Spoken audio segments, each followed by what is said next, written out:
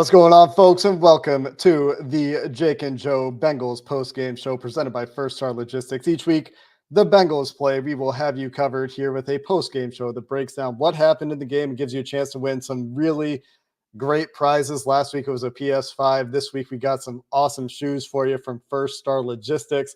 Trust us, you don't want to miss a week because there's awesome prizes every week. The hashtag this week is hashtag First Star Logistics. What is making noise on my screen? You had to play queued up for us and ready to go? I had our own YouTube stream open, and I did not realize that was still open. Apologies for that. You're in Bengals mode right now.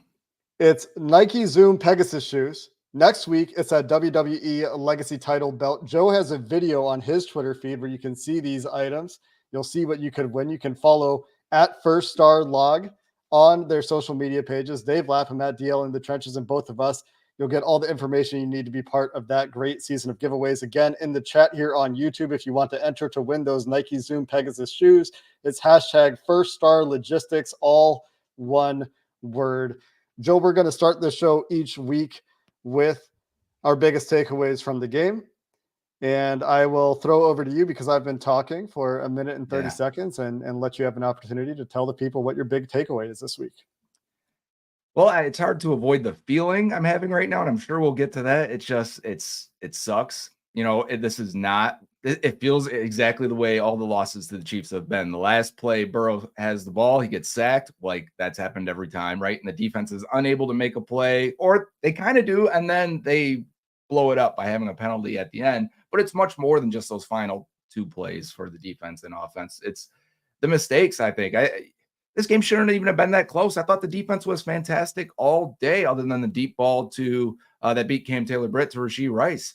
If it wasn't for a couple drops, timely drops, I think the one after the interception, Cam Taylor-Britt's interception, first play out, play action, Gesicki should be wide open. That should get the ball moving. And instead, they end up going 3 and out on that drive, giving the ball right back to KC, and then coming back on their final offensive drive.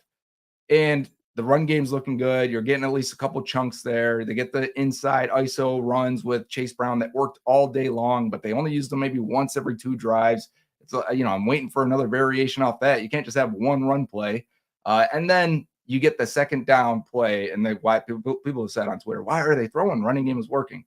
Well, the safety was starting to come up for the Chiefs. And now they're like, okay, we've got this little dig route on the backside to Yoshi, which I believe was the same play from the 2021 AFC Championship game in overtime, where T. Higgins catches the dig route right between the linebacker and safety and muscles his way for an extra few yards afterwards. This time, the ball's a little high. It's catchable. It hits both hands. Maybe if that's Higgins, the timing is a little more correct between he and Burrow, but you can't have that. And then just those 2 mistakes and the Burrow fumble combined in between, sandwiched in between those, because it wasn't a 3 and out. And now that my brain's getting a little more clear on that after the Gesicki drop, that Burrow fumble, which doesn't have to happen. We love him because he tries to fight for everything, but at the same time, that's such a huge play that turned the game and ultimately probably was the biggest play in this game. Yeah, you had blown opportunities in this game. Is that a fair summary of your big takeaway there? I mean, the 2 drops they had led directly to Chiefs stops, and one of them led directly to the Chiefs fumble 6. One of them leads to the sack to get the Bengals off the field in their last drive of the game, and they both come on. One of them a very easily catchable ball. One of them an easy enough. That's a play you need to have from Andre Josevich, even though the ball isn't perfect on that play, as you pointed out. I will offer one other takeaway. Perhaps no one wants to hear this right now. I think that it's a good sign for the Bengals when you take a step back and remove the turmoil that you're feeling inside, that I'm feeling inside right now. They went toe-to-toe with the Chiefs team that I still think is very good. Oh, yeah. And the Bengals have flaws. Their interior defensive line is down to 2 guys that were roster bubble guys at the beginning of training camp this year, in Zach Carter and Jay Tufele, and that's all they have left at this point on the defensive interior. And they got the Chiefs to that 4th and 6. And before that drive, coming out of the 2-minute warning, I tweeted, and I believed at the time, the Chiefs might not have to throw the ball the rest of the game. they might just be able to hand the ball off. And they did enough to get the Chiefs into that 4th and 6 and give Trey Hendrickson the opportunity to continue to build on a fantastic game, taking advantage of the Chiefs' poor left tackle situation, so much so that the Chiefs had to take Kingsley Suamataia out of the game and put Wanya Morris into the game. And even still, he draws the hands of the face penalty in a crucial spot on 4th and 6. The Bengals did enough to win this game, especially on the defensive side of the ball. Even though it wasn't perfect, we saw a lot of innovation this week on the offensive side of the ball. So if you're looking for silver linings, you can look at that. But the feeling right now is just that I've been punched in the gut a few times. And despite trying to paint this rosy picture, I still feel pretty bad about this. This is a game they should have won. This is a game that I'm now worried about Joe Burrow's wrist as far as ball security through 2 weeks. That is a takeaway for me in this game. And I do we talk about the penalty? I can understand why the penalty was called on Dejon Anthony on 4th and 16, but boy, do I hate that call. He's playing the ball. It's way downfield. Patrick Mahomes is out of the pocket. I understand the ball's in the air, so DPI is, letter of the law or whatever there, but boy, you see that flag swallowed a lot of the time there, especially when the defender's playing the ball. The receiver actually initiates contact. He jumps second. It's not a good ball. And it's one of those bailout penalties that exists in the NFL. And that's what we have to stomach this week. And it's tough. Like you said, it's penalties. It's a sack late in the game, the same way the Bengals lose to this team. But I do feel like it's important to still credit this team for fighting the way they did on the road in a game where nobody really gave them a shot, right? What did they finish in terms of odds? 6.5-point dogs. And it comes down to the wire in a game that, missed extra point, a couple of drops, Burrow holding on to the ball in that key situation, trying to scramble. That's ruled a fumble and a touchdown and a DPI penalty. And we're talking about an awesome win. But that's not the way this game fell in the end. That's not the way the ball bounced in the end. Yeah, and people in the comments, we're reading them here, and someone said, what are they saying? Okay, that's what I was getting to. Some have said, well, the Chiefs made mistakes too. And yes, that's the idea, right? Who's going to make either the crucial mistake at the most crucial time? Which one's going to result in the biggest damage to the scoreboard, which obviously a fumble return for 6 that's gigantic. That's such a huge swing, especially when a game comes down to a 1-point game at the end. And also, I think of the Dejon Anthony. There's been a few comments about Dejon. I thought the first penalty was very weak on his illegal contact down the field. Totally. And then the final one, sure, weak because of the situation. Do I actually want that called on most games? No, I don't. But at the same time, when you're relying on a 7th-round rookie in a critical role, I think that's risky. You're asking a lower talent player that doesn't have the experience to go one-on-one with Travis Kelce, and there's probably a safety over the top. That's how they end up getting the interception on the first one. But then he's out there in that situation, and you're basically choosing to go with probably a quarter defense, I'm assuming at that time, because only rushed 3. So that's the guy you're putting out there. You can't put Mike Hilton there. Remember, Mike Hilton wasn't out on the field. I don't know if you noticed on the last drive, they put DJ Turner in that slot. So what we've talked about this a few times in the offseason, like, hey, it looks like they're putting Turner in there for these situations when the Chiefs are going to throw the ball and they need a little bit more speed. But man, on that last play, do I need Dejon Anthony on the field there? I don't know that I do. And it's kind of scary seeing that happen, plus the defensive tackle room get down to nothing in the same game. And it makes you go, yeah, they're relying on Trenton Irwin, also throw him into that bucket. Like, you are relying on some bottom of the roster players in some key spots. And that makes me weary for the rest of the season because I don't expect that to change. Dejon Anthony only had a handful of snaps in this game, and 2 of them were pivotal penalties. Both of them are calls that you don't always see. But to your point, he is a player that, again, going into training camp, was a fringe roster player who really impressed the coaching staff, to be fair, throughout training camp. Early in camp, we saw him getting reps with the first team in that package where they used him in 3rd and 4th and clear passing situations. That's where they like him. That's where they want him to be on the field. But the inexperience, you could call it, showed up, and maybe he doesn't make those mistakes or commit those penalties again, or put yourself in a position where those penalties could be called. Just want to remind folks that we are giving away that pair of Nike Zoom Pegasus shoes.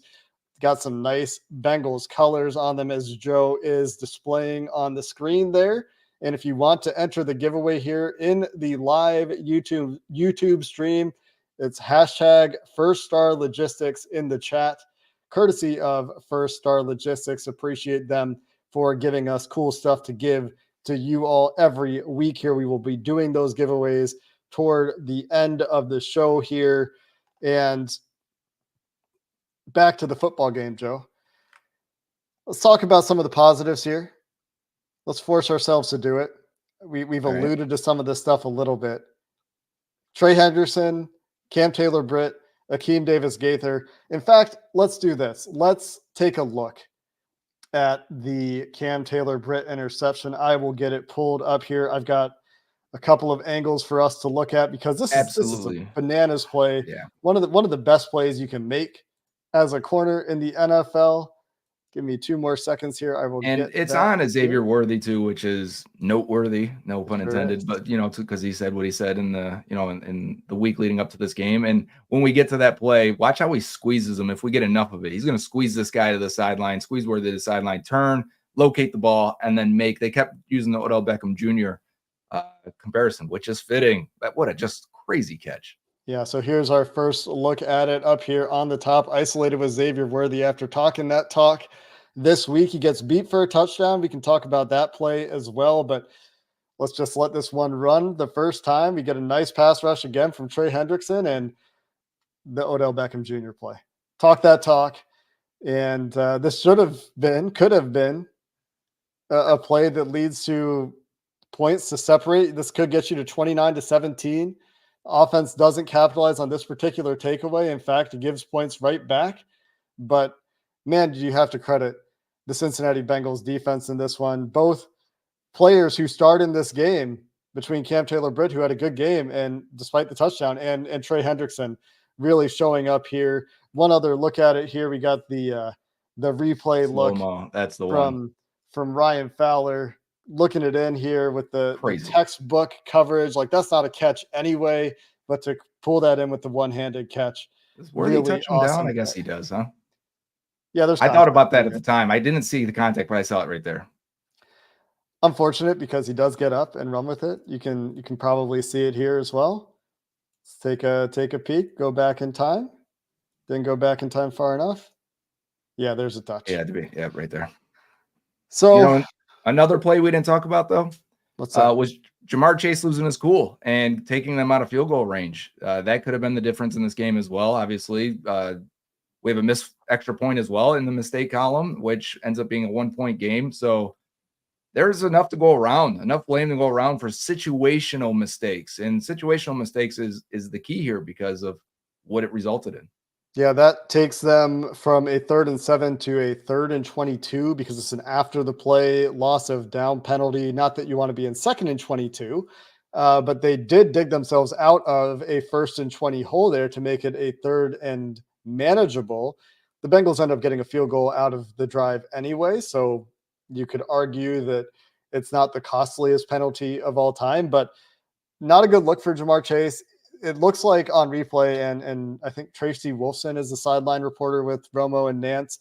She said that she heard Jamar talking on the sideline and confirmed what Romo and Nance were speculating, that Jamar Chase thought it was a hip drop tackle. And on replay, you can see the weight going laterally from the side into Jamar Chase's knee. That is what he was upset about. The replay, of course, confirms that it is not, in fact, a hip drop tackle. It just kind of had the same mechanism where the weight of the defender was going into the side of Jamar Chase's knee to try to get him to the ground. That's what he was so upset about.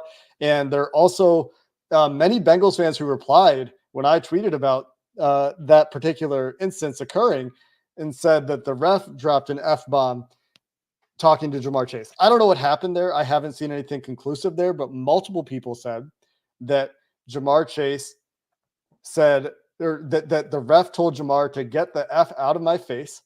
And then when they were lip reading Jamar talking to Zach Taylor on the sideline, Jamar Chase apparently told Zach Taylor that MF is talking crazy to me out there, referring to the head official. So it's possible that the ref, what's the word? instigated or elevated it. Yeah, he exacerbated the situation, escalated. That's the Ooh, word. That's the there E we word go. we want. Escalated the situation. And either way, if you're Jamar Chase, when Joe Burrow comes to get you, Right. which Joe Burrow does not do, when Joe Burrow comes to get you, you need to chill. And Burrow tried his best to get in there, was a little bit too late, unfortunately. Um, But that was Positives. another play that was a mistake in this game. They also were 1 for 3 in the red zone, settling for field goals in the first half. When you're playing the Chiefs, often comes back to bite you. Andy Reid will always settle for field goals, it Yeah. seems, in situations like that. That's something that has kept the Bengals in games in the past. But if Zach Taylor can instead capitalize, or if the Bengals can just score in the red zone was tough for them today. So we could talk about the red zone here, Joe, For because sure. Joe Burrow, how many incomplete passes did he throw in this game? 13. I would bet without Half. looking that, yeah, at least 7 probably were throws into the end zone in low red zone situations. It felt like it, whether it was a miscommunication on, I would say not even miscommunication. Maybe he didn't see Trent Irwin getting open on the back of the end zone. I feel like that would have been one had he felt more comfortable would have hit. Maybe if it was a different player, we've seen him actually versus the Cardinals last year. That was Jamar Chase doing the same move in the back of the end zone and getting open for a touchdown, obviously with more attention on him than Irwin got. But I thought there were other plays too. The rollout to the right where I thought Burrow could run for this. And then you see the replay, and that ball is a dot. And I don't know what Irwin's trying to do, catch it with his chest and hands. I mean, reach out and get that ball. If that's T. Higgins, you feel much better about that situation, right? The deep ball on the left side to Gesicki, where it looks like, all right, Burrow thinks he's got to hit the back shoulder shot on this. Gesicki takes it up maybe 2 more steps, and by the time he turns around, it's too late. I think if they're on time there, the placement isn't horrible for that pass because Gesicki is so big. And honestly, he looked like he had great body control today. I was impressed with Gesicki quite a few times, other than the drop and a couple other weird instances, especially when blocking and then they had to burn a timeout because it didn't look like he knew where he was going on the one play. Other than that, there was a deep ball on the left side to Jermaine Burton that I thought I'd love to see him get a better shot at that. But then we did get a ball later in the game to start the second half, I believe it was. Deep ball to Jermaine Burton, finally seeing number one, an actual deep, hard throw for Joe Burrow and seeing Burton get action. And yeah, it's limited in his role still, but at least he has a role and can be a weapon at that. We knew he could do that at least. Yeah, PFF has it at 10 snaps for Jermaine Burton this week. I don't know if that is a full list, and these live stats will go away at some point very soon, but they've got 64 offensive snaps in here for the Bengals, so I assume the 10 for Jermaine Burton is at least close, if not accurate. He actually ran routes on 9 out of 10 of those snaps this week. After last week, he ran 1 route. I think it was 4 or 5 reps, but only 1 route, which was an out route. They called a couple plays for him. They let him do what he do, which is run vertical. And he had what could have been a touchdown pass, to be honest, on one of those plays. But Burrow doesn't get it quite far enough out in front for it to be a touchdown. Instead, it's just an explosive play, which you take. I mean, you like that contribution from Jermaine Burton when you can get it there. I think they did call 989 a couple times in this game, including, I believe, the first deep shot that he doesn't come down with. The ball doesn't really give him much of a chance is one of those. Let's spend some time then talking about Joe Burrow.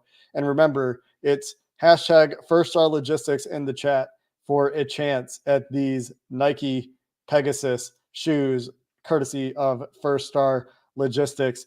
About 10 minutes left on that. About 10 minutes left. We're gonna announce our winners. We're gonna do our draws. Yeah, let's talk about Joe Burrow in this game. Significantly better than week 1. Finishes in this game 23 of 36 for 258 yards, 2 touchdowns, no picks, 3 sacks. I don't believe there were any interception-worthy passes on the day for Joe Burrow. I think he was pretty clean passing the ball. Just the He fumble. doesn't look like himself, though. He looked better, Mm-hmm. but to me, is not all the way back. But you can obviously win with this version of Joe Burrow. But between a few balls that you would expect to be a little bit more accurate than they were, including Gesicki's first drop of the game, which was offset by a penalty. It didn't count. There was an offensive penalty, offensive pass interference called on Trent Irwin on that play. That's right. That ball a little bit inside on the pick play on the slant. The ball to Andre Yosevach, a little bit high. The ball to Jermaine Burton, a little bit not giving your guy much of a chance there, right? The ball to Gesicki in the end zone that you talked about earlier, it's either a timing issue, but also it didn't seem like the best ball to me. There are a number of plays like that where it felt like the accuracy wasn't exactly what you're used to from Burrow at times. It was still good. And at least he's testing tight windows this week. They're testing the middle of the field this week significantly more than they did last week. And I thought he looked better in terms of feel for the pocket and managing the pocket, but that still wasn't 100% either. Much less obviously to me than last week. But what were your thoughts on how Burrow played today from a comfort perspective? So I agree with all that. I think he definitely looked better than last week. Was he good enough? Probably not. If close, I mean, you don't normally get all of these mistakes from the Chiefs and bottle them up the way I thought the defense did. So this game could have went a lot of different ways. I think, though, it went very similar how the last few Chiefs Bengals games have gone, especially for Burrow. And I think of like the 2022 AFC Championship game, very similar, where he had the ball. They had the ball at the end. They needed a drive to finish the game off, and they couldn't muster it. A lot of uncertainty at times, whether he drops back. Do I have a guy open? Oh, I don't. Now I've got to put my head down and make something happen. The 3 sacks, I'm not sure how many, if he's fully functioning, would be sacks or would end up in sacks other than just the randomness of football. Because I thought he was very quick on 2 of them. At least 2 of them. I was just going to say the exact same thing. At least 2 of them, it felt like he dropped his eyes and became a runner a little quick. And one of them, you could see the all 22 that wasn't necessarily anything open, but he could have given it another split second before pulling the ball down. And I think no one's open to because he looks that way and goes, oh, they doubled that way. I don't have time to go left. Let me get out of here. Or sees man coverage, I think it was. And he's like, oh, they're double 2-man. And let me get out of here. Let me run, right? Because no one's in the middle of the field. And he has done that before. And I think of the sack fumble. Was that a sack on the fumble? I don't remember actually if it was behind the line. But where he runs and fumbles, I also thought that was a situation where he was a little too quick to get out there and try and make something. There's the chances you're going to break multiple tackles there on 3rd and 10, I believe, very low, right? So that's a play where we could see just take the sack or throw it away. That would be the situation. That's not in his DNA. I thought a couple interesting stats, though, as I pulled it up as you were talking. 18 first downs for the Bengals, 19 for the Chiefs. Total plays, 61 versus 59. 3 sacks, but 3 times Burrow was sacked, Mahomes twice. They each punted twice. They each lost a fumble. The big difference here was the 2 interceptions for the Bengals defense and the 8 penalties for the Bengals for 79 yards, obviously at the end, that one killing them.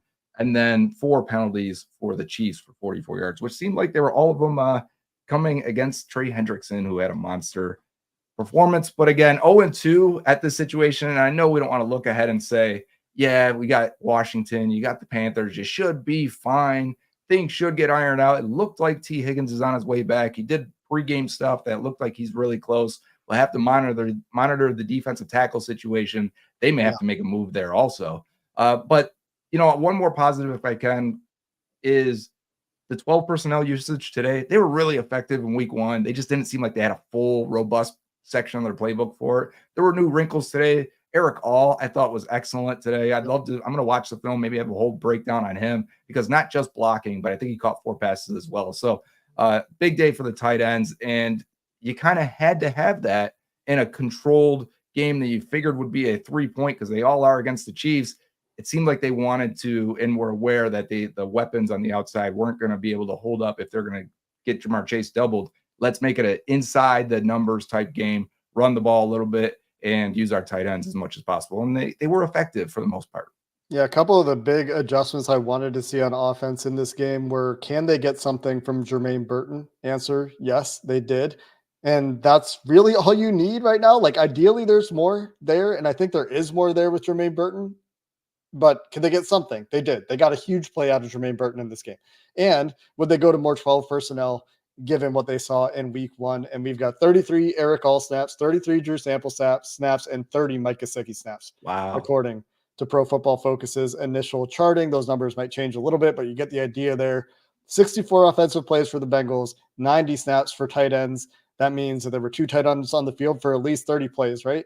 Is that math should work out? At least it should be. I might give or take a handful, but I think so. I think that's how the math works. Some other interesting snap count notes before we lose these numbers until they're finalized and reposted by PFF tomorrow. Zach Moss, Chase Brown split.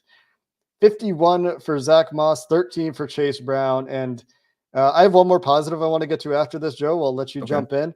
But it looked to me like the Chase Brown usage was very similar to how they were easing him in last year, where they have designer stuff for Chase Brown. They're running him on counter. They're running him on that really cool shotgun formation with Drew Sample as a fullback, which I loved. The offensive innovation this week, I actually really liked. That being one example of it. They're giving Chase Brown the easy, I put in air quotes, runs that have one point of attack. That's what it looked like to me this week. We'll see what the tape confirms or doesn't confirm there. And the reason that he was much more effective than Zach Moss is because those plays are one easier, two, they were blocked up nicely, and he's more explosive. But I didn't have a huge problem with Zach Moss in this game outside of the toss play that I thought he could have cut him for a touchdown. However, we were told this would be more of a 50-50 split between these running backs, and we are not getting that. We are not getting that. 4 carries for Chase Brown for 31 yards. That's 7.8 per carry. I mean, you've got something here that is working. I'd like to lean on it at least 2 more times in a tight game like this and try and pop off another one, because he's shot out of a cannon, man. He is a fast kind of pinball. Even at times, he's not the most efficient runner in the space. He's like bing, bing, bing, bing, bing. Oh, 6 yards. Great. I'll take that. Whereas I don't know if it's the effect of seeing Chase Brown be so explosive in just a short area versus Zach Moss, where I'm like, he's just not explosive. He's going to make a guy miss in a phone booth, but then get another yard out of it because he just isn't going to take advantage of it. He's just not that kind of guy. And I kind of wondered, it's the first time I really thought about it, because they got into the goal line situation and they're beating their heads on the wall inside the 5 there for that one drive. And I thought, this is where you would like to have a powerful runner. This is where you'd like to have Joe Mixon. For all the faults he had at the end, they wanted to get more explosive in the run game. They really haven't been that through 2 weeks. They really haven't been explosive at all anyways through 2 weeks, which is something we need to keep an eye on and keep banging the drum for that. But at the same time, you may have lost a little bit of power running. And I think the goal line situation is the one that stood out to me first. Yeah, that was a play. That was the first time I thought they could have used Joe Mixon on this play. They did have 2 explosive plays in the 20-plus yard category today. Mike Gesicki on the first drive of the game and the Jermaine Burton 47-yard catch that we talked about. Eric All had a 19-yard catch, so very nearly a third. They also had a 12-yard run to Chase Brown. And certain explosive play definitions use 15-plus for a pass and 10-plus for a run. We are not going to be so generous here. But the Chiefs, on the other hand, I believe only had 1, which was the go ball to Rashee Rice. And honestly, so much credit to the defense in this game. We probably didn't spend enough time talking about it. When you hold Patrick Mahomes to 2 picks, should have been 3 on 18 of 25 passing, just 6 yards per attempt. That was a Lou cooked game plan, a Trey Hendrickson cooked game plan. They had issues in the running game. The Chiefs knew they would have issues in the running game. They leaned on their running game. Different this week, though, where I felt the Chiefs O-line just blocked better than our talent on the front, where that wasn't the case with New England. It was missed tackles that time. Yeah, I think they did tackle significantly better this week. It wasn't a situation where I came away thinking that they had a lot of missed tackles. The missed tackles that are charted here by PFF are pretty much all in the defensive line. Not all of them. We had a couple in the second level, but a lot of them on the defensive line, which those are generally short area missed tackles, which are really hard to handle. I've got one more play I want to show here that highlights something that I thought was really good today outside of Cordell Volson, which I thought pass protection was actually really good. Cordell Volson continues to be unable to handle Chris Jones, which should surprise nobody at this point. But this touchdown to take a lead in the late third quarter before Evan McPherson missed a PAT, which is another gaffe that we haven't talked about. Just watch the protection here. This is really excellent protection that holds up and lets Burrow wait, lets him reset in the pocket. And the thing that I want to highlight here is watch Trent Brown on the right side. He's going to deal with Chris Jones here. Chris Jones is out there over the tackle, or maybe in the 3, maybe he's between the tackle and guard here, right here. I think the broadcast even circles it. Nope, he's circling Jamar Chase. But watch Chris Jones.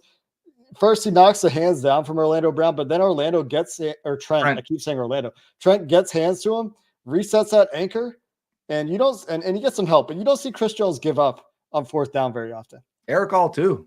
I don't know if you watched him block our left. Eric All's one-on-one with chip help from the outside there by Zach Moss, which is, if you're going to let a tight end do that, take away the outside and then let Eric all anchor inside. He did a great job. Too. And that is a great job. It's just really good protection there to let Burrow reset in the pocket, give time for a long developing route to uncover with Andrei Iosivas, because this is a great route from Yoshi, but it's also a play where it needs a lot of time to develop there. So shout out to the offensive line. I thought pass protection pretty good in this game. PFF had it at I think 23% pressure rate again, something like that for Burrow, 26%, 27%. And you take that from the Cincinnati Bengals offensive line. I think we've got to get to these giveaways, Joe. You have one last thought you want to throw in? No, I'm going to replay some of the mistakes, and I'm going to hang my hat on that because I just thought they were so timely to fall against the Bengals the way they did. And it's just a Chiefs game where it's like, damn. Yeah, some tough mistakes. It's a hard loss to follow or to swallow after week 1, especially. Shout out the Patriots, though. Pretty solid game for the Patriots in week 2. Baltimore's 0-2. So this could hurt a lot worse than you thought. Did the Steelers end up winning? Because I said before the week the Steelers are going to be 2-0. Actually, I didn't see. And I do not know what the outcome of that game was. And ESPN is not cooperating. I want to see who won that game. Let's let the wheels won 13-6. Yeah, the Broncos are frauds. Let's let the wheel spin here. And I think we've got 2 pairs of shoes to give away first for all of the Twitter entries. And let's see who pulls down the first W here.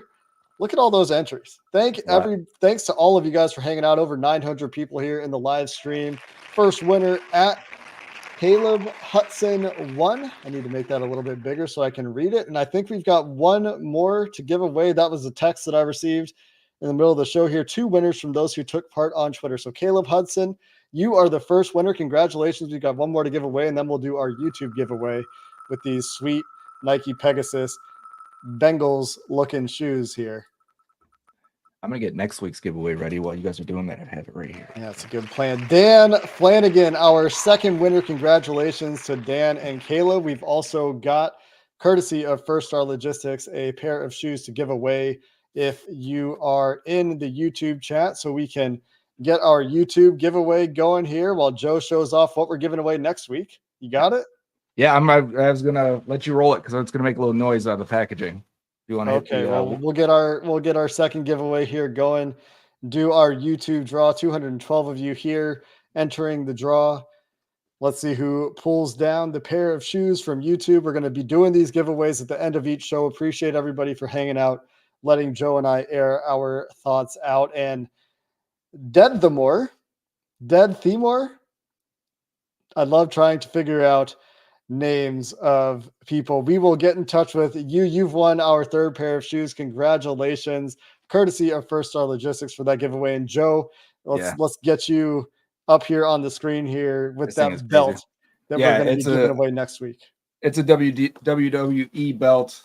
It is die cast. This thing is probably 12 to 15 pounds or so.